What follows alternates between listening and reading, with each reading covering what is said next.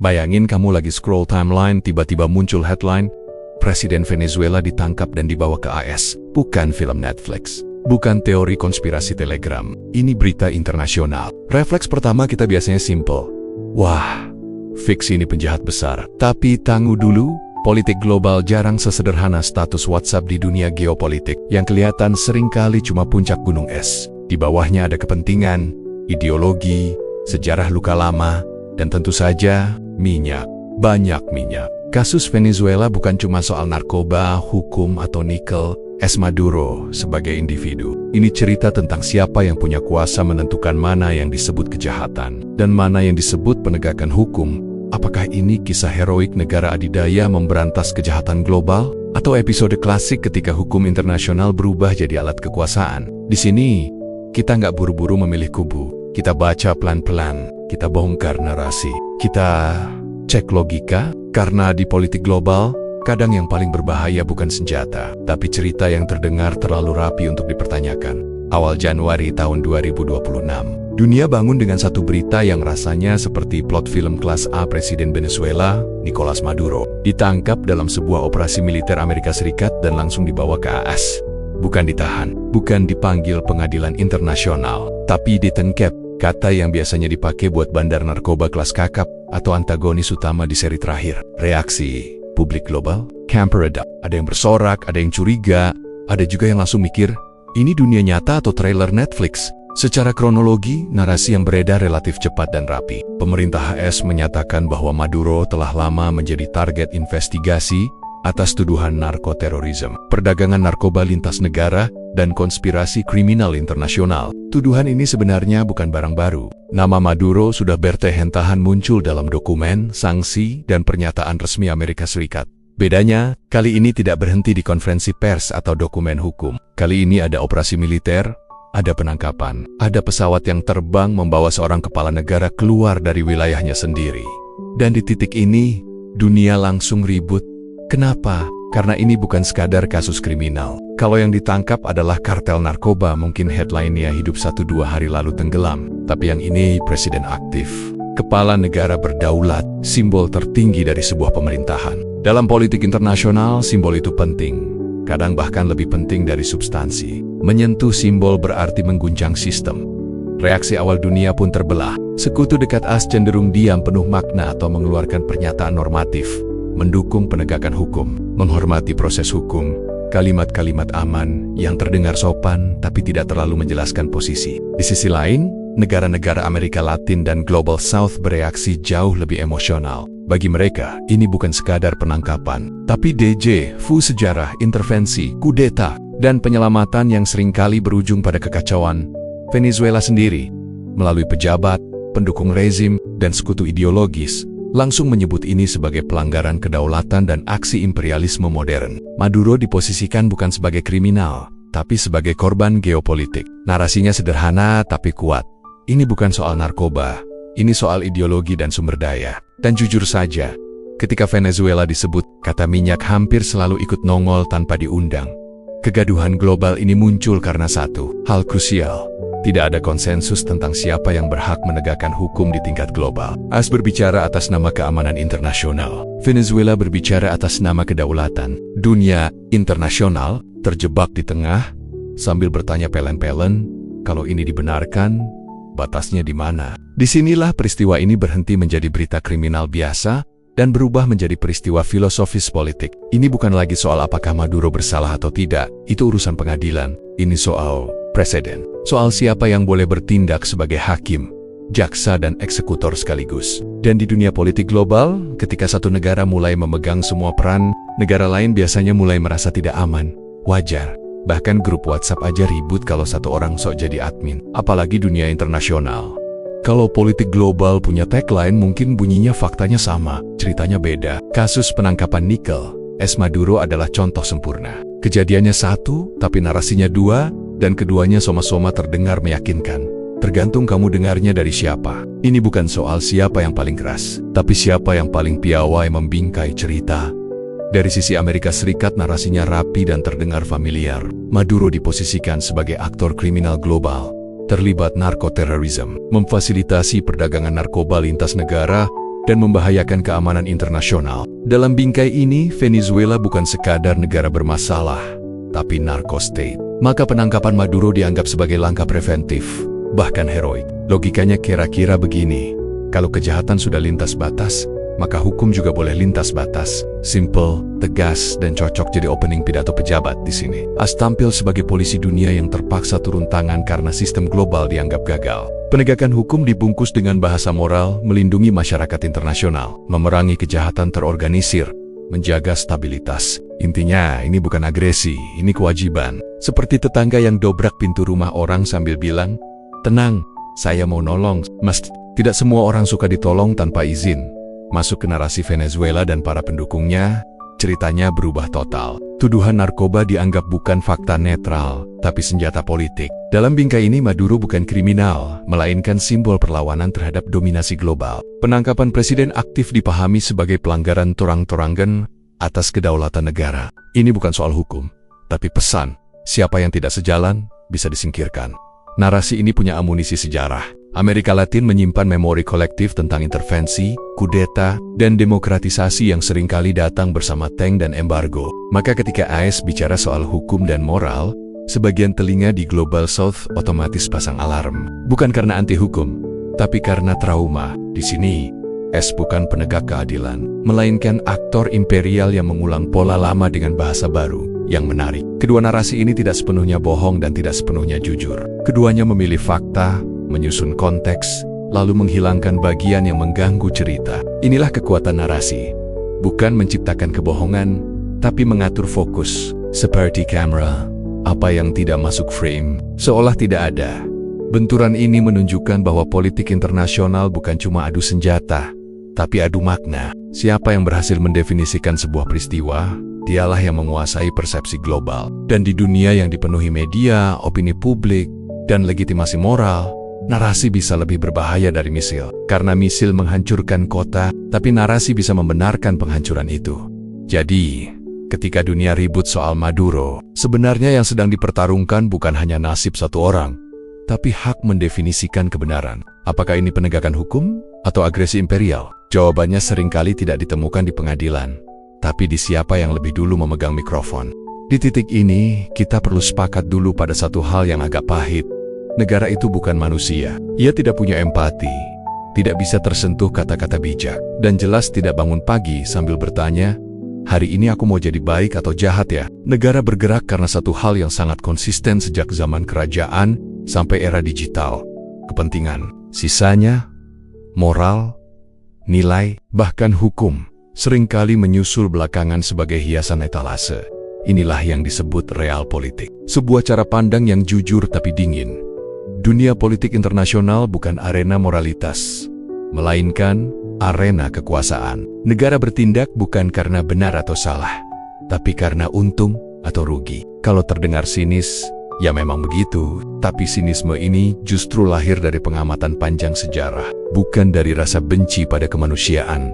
Dalam kacamata real politik, penangkapan Nicolás Maduro tidak dibaca sebagai drama etis, tapi sebagai kalkulasi strategis. Venezuela punya posisi geopolitik penting, sumber daya strategis, dan ideologi yang tidak sejalan dengan kepentingan Amerika Serikat. Maka ketika muncul kesempatan, dengan dalih hukum dan keamanan, langkah tegas diambil. Moral ada, tapi fungsinya lebih mirip brosur promosi, penting untuk publik, bukan motor utama keputusan. Ini bukan berarti tuduhan terhadap Maduro otomatis palsu. Real politik tidak peduli soal itu. Yang penting adalah, apakah tindakan ini menguntungkan secara strategis? Jika iya, maka argumen moral akan dirapikan, dikemas, dan disebarkan. Kalau tidak, bahkan pelanggaran HAM bisa mendadak kompleks dan perlu dikaji lebih lanjut. Fleksibel sekali. Hampir seperti karet, bisa ditarik sesuai kebutuhan. Disinilah kita melihat pola klasik. Kekuatan menentukan standar. Negara kuat punya kapasitas untuk mendefinisikan apa itu ancaman, siapa itu kriminal, dan kapan hukum boleh lintas batas. Negara 5 biasanya kebagian peran sebagai studi kasus atau peringatan dini. Bukan karena mereka lebih jahat, tapi karena mereka tidak cukup kuat untuk menolak definisi dari luar. Jokesnya begini, di politik internasional, moral itu seperti jas resmi, dipakai saat konferensi pers, dilepas saat masuk ruang strategi, tidak munafik, hanya realistis. Dan realisme inilah yang sering bikin publik frustrasi. Karena kita terbiasa berpikir dunia seharusnya berjalan seperti pelajaran PPKN, padahal praktiknya lebih mirip papan catur. Realpolitik mengajak kita untuk berhenti naif tanpa harus jadi apatis. Ini bukan ajakan membenarkan kekerasan atau dominasi, tapi memahami logika di baliknya. Dengan memahami kepentingan, kita bisa membaca peristiwa global tanpa terjebak narasi hitam putih. Karena di dunia negara bangsa, yang benar dan yang kuat seringkali berdiri di posisi yang sama, dan itu bukan kebetulan, tapi desain sistem. Setelah bicara kepentingan dan realpolitik, sekarang kita masuk ke wilayah yang sering terdengar sakral tapi bikin pusing. Hukum internasional. Di kepala banyak orang, hukum internasional itu seperti wasit netral, tenang, objektif, dan adil. Masalahnya, wasit ini tidak punya peluit yang benar-benar dihormati semua pemain. Pokin gedang yang pegang peluit juga ikut main. Konsep dasarnya sebenarnya sederhana. Kedaulatan negara berarti setiap negara punya hak penuh atas wilayah dan urusannya sendiri. Tidak boleh sembarang negara lain masuk, apalagi menculik presiden aktif. Ini prinsip fundamental sejak Perjanjian Westphalia abad ke-17. Singkatnya, urus rumahmu sendiri. Jangan ngatur rumah orang. Kedengarannya sopan dan masuk akal. Di teori, lalu ada imunitas kepala negara. Ini bukan berarti presiden kebal hukum selamanya, tapi selama menjabat, ia dilindungi dari penangkapan dan pengadilan oleh negara lain. Tujuannya bukan memanjakan penguasa, tapi menjaga stabilitas internasional. Bayangkan kalau setiap konflik politik langsung berujung pada penangkapan pemimpin. Dunia bakal seperti drama rebutan admin grup, chaos tanpa akhir. Masalah muncul ketika kejahatan yang dituduhkan bersifat lintas negara, narkoba, terorisme, kejahatan internasional. Disinilah hukum internasional mulai goyah. Karena memang ada kejahatan yang tidak bisa diselesaikan oleh satu negara saja. Tapi pertanyaannya, siapa yang berhak menindak? Dengan hukum siapa? Dan atas nama siapa? Secara ideal, ada mekanisme global, pengadilan internasional, kerjasama multilateral, ekstradisi berbasis perjanjian. Tapi dalam praktiknya, mekanisme ini sering lambat, politis, dan jujur saja, tidak selalu efektif. Di titik inilah negara kuat sering mengambil jalan pintas. Mereka bertindak seolah berkata kalau sistemnya macet, kami saja yang jalan. Masalahnya, ketika satu negara mulai bertindak sebagai jaksa, hakim, dan eksekutor sekaligus, netralitas hukum langsung dipertanyakan. Dunia internasional tidak punya polisi dunia yang benar-benar independen. PBB, terikat veto, pengadilan internasional, kewenangannya terbatas dan sering diabaikan negara kuat. Akhirnya, penegakan hukum global sering jatuh ke tangan mereka yang punya kekuatan militer dan ekonomi. Kasus Venezuela membuka luka lama ini. Jika penangkapan Maduro dibenarkan atas nama hukum internasional, maka prinsip kedaulatan dan imunitas menjadi relatif, bisa aktif atau non-aktif, tergantung siapa pelakunya. Hari ini Venezuela, besok siapa? Negara Castle. Negara yang tidak sejalan? Disinilah kekhawatiran itu lahir. Jokes pahitnya begini. Hukum internasional itu seperti aturan kos bersama. Semua setuju di awal, tapi yang paling berisik dan paling kuat biasanya yang menentukan kapan aturan berlaku dan kapan bisa dinegosiasikan. Dan ketika hukum berubah jadi fleksibel, yang lemah selalu jadi pihak paling cemas. Bab ini tidak memberi jawaban final, karena memang tidak ada. Tapi satu hal jelas, selama dunia tidak punya penegak hukum global yang benar-benar netral, setiap penegakan hukum internasional akan selalu dicurigai sebagai bentuk kekuasaan yang menyamar sebagai keadilan. Di titik ini, biasanya diskusi mulai panas. Ada yang langsung bilang, ya kalau memang terlibat narkoba, tangkap saja. Ada juga yang refleks menjawab, itu cuma alasan politik, padahal masalahnya tidak sesederhana memilih salah satu. Dalam politik global, dua hal ini bisa hidup berdampingan dengan sangat rukun. Tuduhan bisa punya dasar hukum, sekaligus dipakai sebagai instrumen geopolitik. Multitasking level negara. Mari kita mulai dari yang sering dilupakan. Tuduhan terhadap Nicolás Maduro tidak muncul tiba-tiba. Ada investigasi panjang, dokumen hukum, dan pernyataan resmi yang disusun bertahun-tahun. Jadi membuangnya mentah-mentah sebagai fitnah total juga tidak sepenuhnya jujur secara intelektual. Hukum tetap hukum. Fakta tetap perlu diuji. Dan ini tapi yang besar. Fakta hukum tidak pernah berdiri di ruang hampa. Masalah utamanya bukan hanya apakah Maduro bersalah, melainkan siapa yang menuduh, siapa yang mengadili, dan untuk kepentingan apa proses itu dijalankan. Dalam sistem ideal, kejahatan internasional ditangani oleh mekanisme internasional. Ada prosedur, ada pengadilan, ada konsensus, tapi yang terjadi di dunia nyata sering jauh dari ideal. Negara kuat punya kapasitas untuk mengangkat satu kasus, mempercepatnya, dan menjadikannya prioritas global. Sementara kasus lain, yang mungkin sama seriusnya, bisa dibiarkan mengendap bertahan-tahan tanpa headline. Disinilah tuduhan berubah fungsi. Dari sekadar instrumen keadilan, menjadi alat tekanan politik. Tuduhan narkoba punya keunggulan strategis. Stigmanya kuat, pembelaannya rumit, dan publik cenderung langsung antipati. Sekali dilabeli narko, posisi tawar politik langsung turun drastis. Bahkan sebelum pengadilan dimulai, vonis sosial sudah jalan duluan. Cepat, murah, dan efektif. PR politik yang sangat efisien. Ini bukan berarti tuduhan narkoba selalu politis. Tapi dalam konteks geopolitik, tuduhan semacam ini sering dipilih karena berguna. Berguna untuk melemahkan legitimasi, mengisolasi secara diplomatik, dan membenarkan tindakan keras. Ibaratnya bukan cuma soal menangkap ikan, tapi memilih jaring yang paling bikin ikan terlihat buruk di foto Sadet Pandeng. Humaniora mengingatkan kita, hukum yang dipisahkan dari relasi kuasa akan selalu pincang. Ketika hukum dijalankan oleh pihak yang juga punya kepentingan strategis, maka keadilan mudah bergeser menjadi alat. Bukan karena hukumnya salah, tapi karena arah penggunaannya selektif. Jokes pahitnya begini, di politik global, kamu tidak hanya diadili atas apa yang kamu lakukan, tapi juga atas siapa kamu dan dengan siapa kamu berseberangan. Dan ketika yang mengadili sekaligus pemain utama di papan catur geopolitik, pertanyaan benar atau salah saja tidak cukup. Yang jauh lebih penting adalah, kenapa sekarang dan kenapa oleh mereka? Bab ini mengajak kita untuk tidak terjebak dikotomi polos. Ini bukan soal membela Maduro atau membela AS. Ini soal membaca bagaimana hukum bisa berubah dari alat keadilan menjadi bahasa kekuasaan, tanpa harus mengubah satu pasal pun. Untuk memahami kenapa Venezuela dan banyak negara Amerika Latin langsung pasang badan saat mendengar kata intervensi, kita perlu sedikit mundur ke belakang, jauh ke belakang. Karena di kawasan ini, sejarah tidak pernah benar-benar lewat. Ia cuma ganti baju, lalu muncul lagi dengan nama yang lebih sopan. Amerika Latin punya hubungan yang rumit dengan kekuatan besar, khususnya Amerika Serikat. Rumit di sini bukan berarti penuh cinta dan salah paham kecil, tapi lebih ke hubungan toksik yang panjang. Sering dibantu, jarang ditanya mau atau tidak. Sejak abad ke-20, wilayah ini berkali-kali menjadi panggung intervensi, langsung maupun tidak langsung, dengan alasan yang selalu terdengar mulia, melawan komunisme, menjaga stabilitas, menyelamatkan demokrasi. Masalahnya, hasil akhirnya sering jauh dari kata selamat. Kudeta di Chili, intervensi di Guatemala, operasi rahasia di Nicaragua, Panama, dan banyak lagi, semuanya meninggalkan memori kolektif yang kuat. Di banyak kasus, rezim yang diselamatkan justru digantikan oleh pemerintahan represif, konflik berkepanjangan, atau krisis sosial. Jadi ketika negara kuat datang membawa jargon moral, masyarakat Amerika Latin tidak mendengar pertolongan. Yang mereka dengar adalah eko sejarah. Ini pernah terjadi, dan ujungnya tidak indah.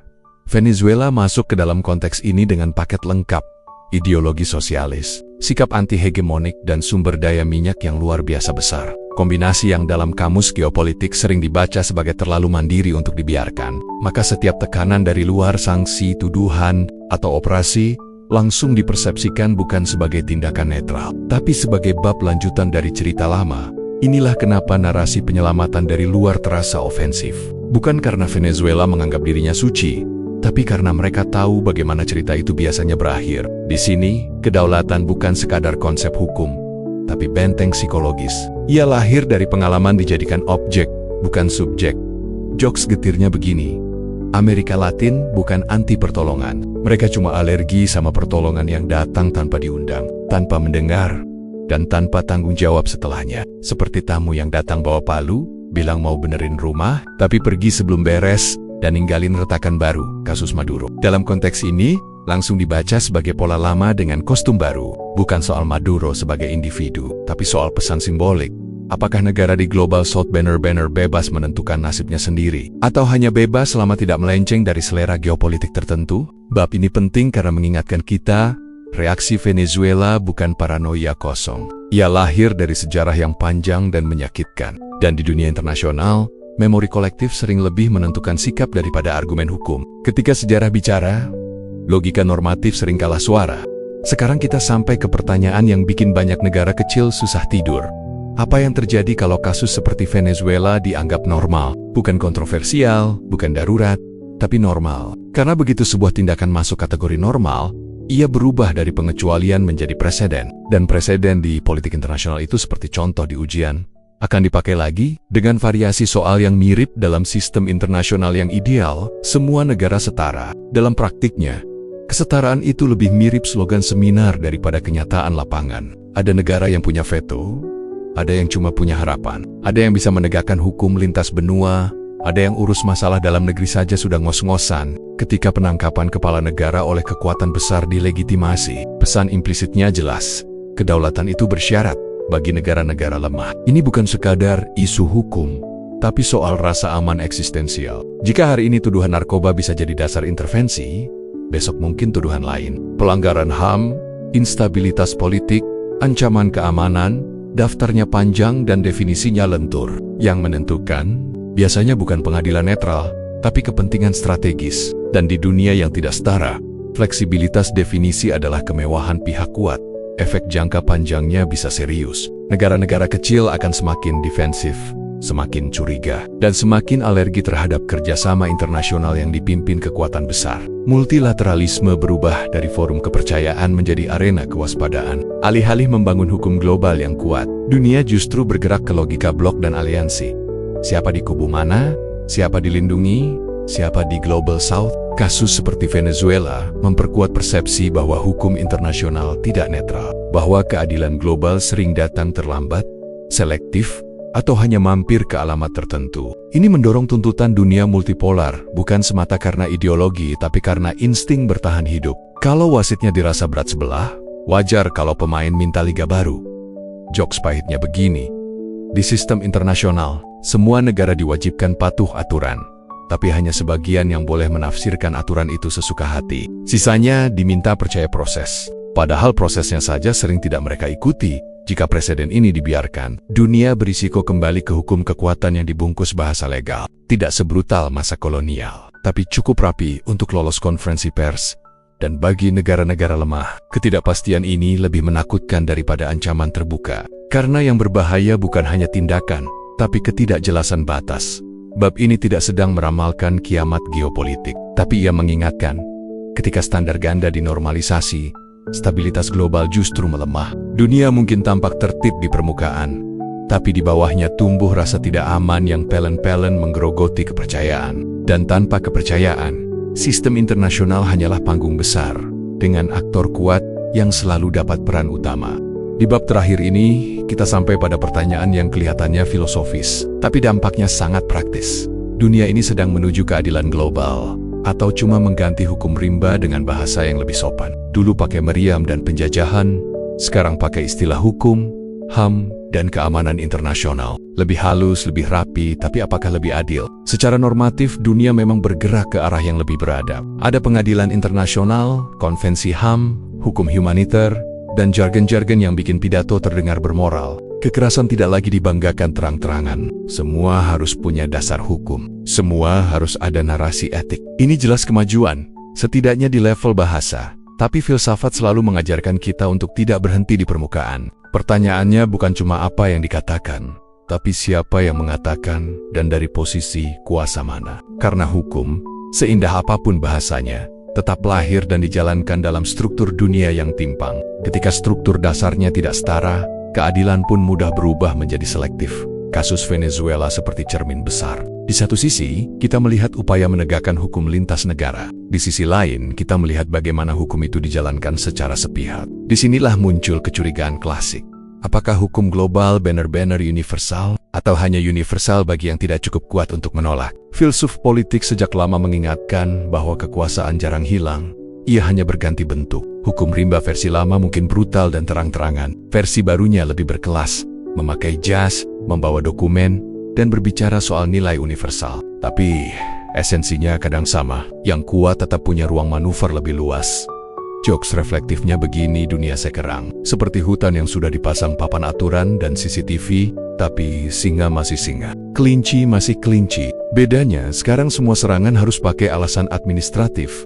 Apakah ini berarti tidak ada harapan keadilan global? Tidak juga. Justru karena ketimpangan ini semakin disadari, tuntutan akan sistem yang lebih adil semakin keras. Global South bicara multipolaritas, reformasi institusi global, dan distribusi kekuasaan yang lebih seimbang. Ini bukan sekadar perlawanan ideologis, tapi respons rasional terhadap pengalaman panjang diperlakukan tidak setara. Bab penutup ini tidak memberi jawaban hitam putih. Dunia hari ini berada di wilayah abu-abu. Ada kemajuan, tapi juga ada kamuflase. Ada hukum, tapi juga ada dominasi. Dan tugas kita sebagai pembaca bukan memilih kubu secara emosional, tapi menjaga daya kritis. Karena keadilan global bukan sesuatu yang jatuh dari langit. Ia selalu dinegosiasikan, diperdebatkan, dan sayangnya sering diperebutkan. Mungkin pertanyaan paling jujur bukan apakah dunia sudah adil, tapi apakah kita cukup sadar untuk membedakan keadilan dari kekuasaan yang sedang menyamar? Singkatnya, kasus Venezuela bukan cuma soal nikel, es Maduro ditangkap atau tidak. Ini cerita besar tentang kekuasaan, hukum, dan siapa yang berhak mendefinisikan kebenaran global. Dari kronologi yang terasa seperti film action, benturan narasi Amerika Serikat versus Venezuela, logika dingin real politik, rapuhnya hukum internasional, tuduhan narkoba sebagai alat geopolitik, trauma sejarah Amerika Latin, sampai dampak panjang bagi negara-negara lemah, semuanya mengarah ke satu pertanyaan inti. Apakah dunia sedang menuju keadilan? Atau cuma memoles hukum rimba dengan bahasa yang lebih sopan? Kalau kamu capek dengan analisis politik yang isinya teriak salah dan benar tanpa mikir konteks, channel ini tempatnya. Di sini kita ngobrol geopolitik, filsafat, dan humaniora tanpa sok suci, tapi juga tanpa asal nyinyir. Santai, kritis, dan sedikit sinis. Karena dunia memang kadang pantas ditertawakan pelan-pelan. Kesimpulannya sederhana, tapi tidak nyaman. Hukum global hari ini belum netral, keadilan masih sering selektif, dan negara kuat tetap punya mikrofon lebih besar. Tapi justru karena itu, berpikir kritis jadi penting. Karena kalau kita cuma menelan narasi mentimenta, kita bukan warga dunia, kita cuma penonton. Dan di politik global, penonton sering cuma bisa bilang, "Loh, kok bisa?" Setelah semuanya terjadi,